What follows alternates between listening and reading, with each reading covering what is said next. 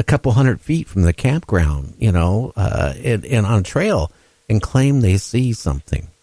What do you guys think about that? I'll do you one better. Right outside of my house, I saw an orange orb come pretty close, and I ran inside. I would. So, yeah, the last thing on my mind was getting abducted. So or that was the first thing on my mind. So I scooted inside and yelled. Okay, now look at this, Ryan. If you saw an orb coming at you and you run in your house, if this orb can go through houses as it is to abduct people, I got to ask you a question. Did you go under your bed?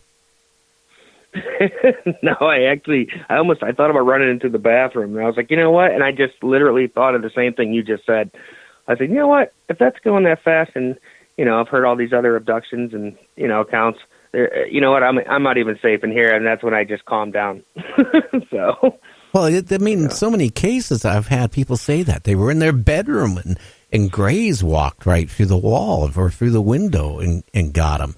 I mean, Terry Lovelace has been in bed and they came and visited him in this bedroom.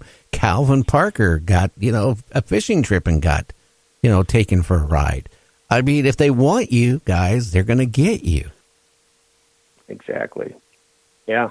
Yeah. But for the canine or the cryptids there, I guess, like you said, being alone all by yourself out there. I mean, something, I'd really like to hear some more about, I guess, flying humanoid ones. The only ones I've really heard lately is people are alone in the woods about those one is, they've just been, I guess, threatened by them. They haven't, had anything done to them, but for the most part, they just fly away.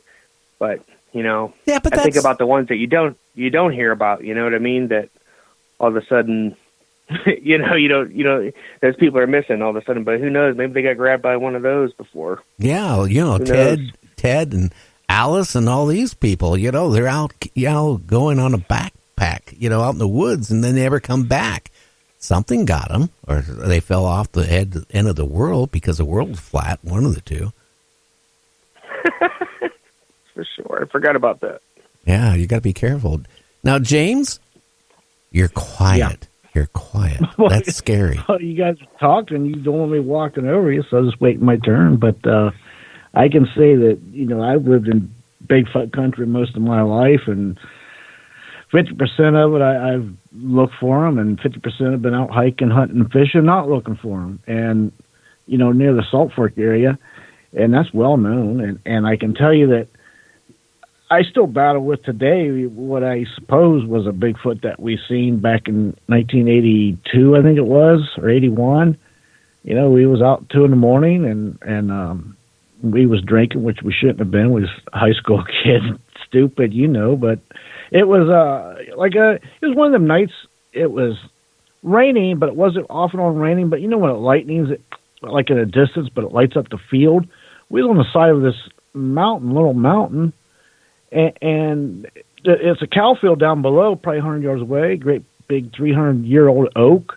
And the sky kind of lit up. And we're taking a little break there, and we look down, and while we're looking down this field, and all I can say was it was either somebody 8 foot tall and 3.5 foot wide in the middle of nowhere and at a lightning storm in a field. And the weird part was when it lit up the field the second time, like a few seconds later, it wasn't there. And I can tell you that's when we all got in the car and we floored it, and none of us ever talked about it that night or ever again. It was weird. It was strange, but we got out of there. We didn't mess around, I don't know. It was either I battled with that for years, Gary, thinking, man, I wasn't a Bigfoot. But then it's like, was that really the biggest man I've ever seen in the middle of nowhere? Because, the nearest house was probably 4 miles away. Didn't make a dirt road, it didn't make sense. And this has been going on for years out there. A lot of people hoax and stuff, which drives me crazy. Now, there was a rash also of sightings in 1995. And so I thought, let me get out there for a couple of days. I was out there. And again, I'm hearing crazy noises, and this was daylight, and I probably told you this one before, but I'm thinking this is going to come to a head. It's either going to be me or the Bigfoot. Something's going to happen. And I'm down laying behind a log. I'll be honest with you, trying to cover up and not be seen. But it's getting closer, and it comes up over this little ridge, and there I am, and it was a peacock. And these peacocks, they've been going wild because they've been getting loose from farmers. They're not native here. Obviously, they're from India or whatever, but they can make some ungodly noises, and I know that's what people were hearing out in the woods. But I have seen weird structures in the woods. I have smelt weird things, but of all the hours I put in, all these people, like you said, see something every time. I'm telling you, I've spent 40 years in the Bigfoot Triangle, and might have seen one, maybe. I don't even know if it was or not. I can't say it was. I can't say it wasn't. But there's so much going on out there. But I definitely think there is some Bigfoot around here. But seeing them every time, no way. You're absolutely right. And the thing is, there's certain people, James, you know who I'm talking about, claim that every time they go out, they see, Bigfoot. And I just find that very hard to believe. But the thing is, one thing, you see these sticks or, branches, tree branches put up like a teepee, and people say, well, these are from Bigfoot. But have you ever saw any of those? But they, instead of just being the sticks, laid up like a teepee with nothing in it, branches, to make it for water can't go in, make it where it can hold some heat. I've seen all the other type that people show all the time, but I've never seen one that looked like it was put together as a shelter. How about you guys? No. Well, no, I can tell you. Like that.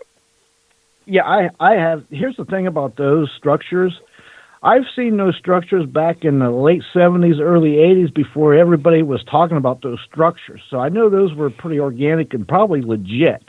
What has happened, Gary, over time, everybody's talked about these structures, and I'm telling you, I know people's going out there making these structures because they're everywhere now. I see them all over the place. But I have seen those back way back when people they didn't even talk about them or even socialize those with Bigfoot. But I used to think, because where I grew up, there's no bears. There's not even no bear, but there is black bears once in a while. There's not supposed to be bobcats, but I've seen 18 different ones. But that's the thing. There's nothing to make these structures, but man, and this was back in the early 80s before it got big popular with these things building, everybody knew about it. So I'm thinking, yeah, they're out there. I've seen these things, but nowadays they're everywhere, and I'm thinking, I wonder if people are building those things and be like, oh, look at this. You're so right. Now, again, Ryan, how about you? Have you seen any shelters that was built like to, ward off the elements, or just the sticks, piled on each other to be like a teepee with nothing there?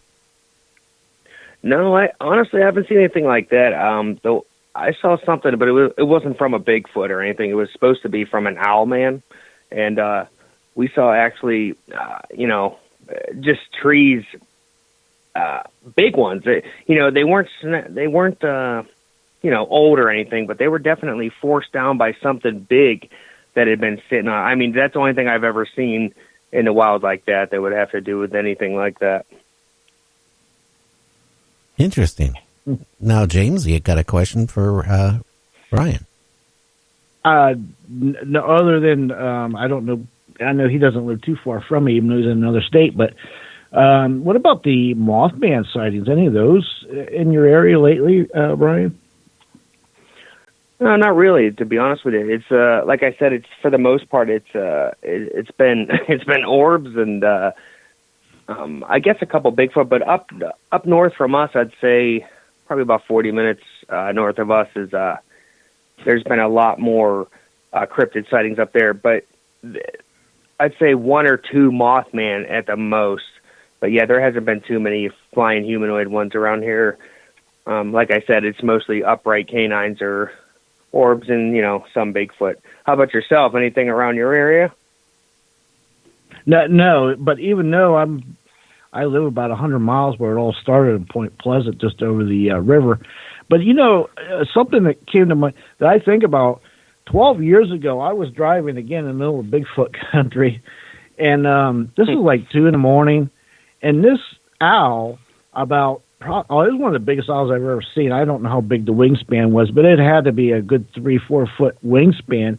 It flew down chasing some other kind of bird at 2 a.m. right in front of my windshield. And when it streaked by, I am telling you, if you didn't know better, you would think, "Hey, was that a Mothman?" It was amazing. I could see how somebody could easily mistake that. Maybe it was an alien gray, and you just didn't know because it was a screen memory.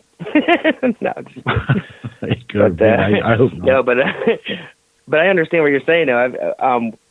There was actually an owl where I used to live before, and it was out in the park, and the same exact thing, huge, and they had actually built a home for it, but it actually got too big for it, and it was in a place called Boyce Park, and this thing is massive. And sometime at night, you would see its eye shine, and that would be scary enough alone. You can see that. I'd be standing on my porch, I'd see it, and I'd walk inside. But yeah, they a lot of these things, if you don't know what they look like at nighttime, for sure, people will easily misidentify them. I don't know. You guys know what I'm talking about. You know, it's if you don't know eye shine color for certain animals, you're going to misidentify them for sure. And a lot of people do. Yep. Yeah, exactly. And you know, another thing about owls, they make zero sound. Like they're I think the only bird that makes no sound. Like they can come right on you, right by you. Oh yes, they do. Well, I've never heard them. Well, I can tell you, when I moved into where I'm at, I got 2 acres of cedar trees. Okay, 2 acres of cedar trees. I hear all kinds of weird noises, especially spring and summer when we have our windows open. I mean, you can hear things like wow. But I can tell you, owls make noises when they fly. They also, when I first came here, we had an owl that was huge. It loved our porch, and it loved our cat food we used to put out for our cats, for our compound, and they would eat the cat food. And wow. No reservations. It would eat it. This sucker was probably about 2.5 feet tall, and you go up the stairs and you look up at the inside of the rafters there, or whatever you want to call it, and here's this owl. It was there for years. It would come and go.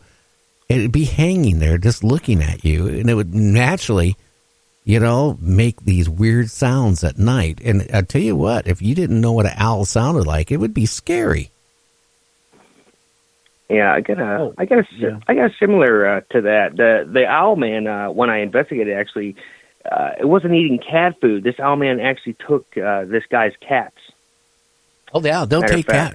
They'll take little Because we do have some cats, because we have a mini farm with a goat and a couple horses. But whenever the cats give birth out here, because we got a couple cats that hang around there, and it gets rid of the mice and rats. But ever so often, when we have the owl, which the owl isn't here anymore, the owl, would love kittens.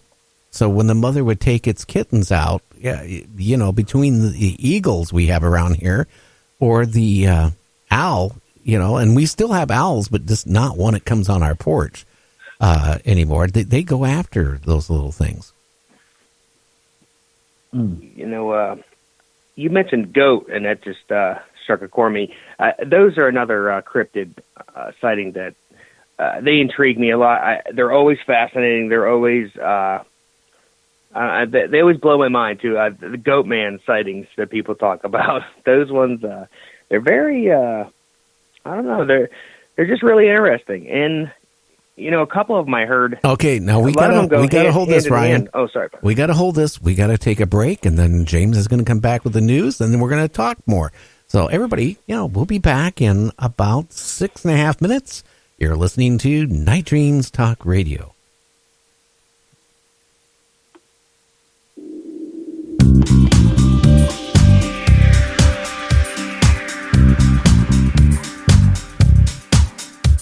You thirst for some significance of the fourth dimensional kind.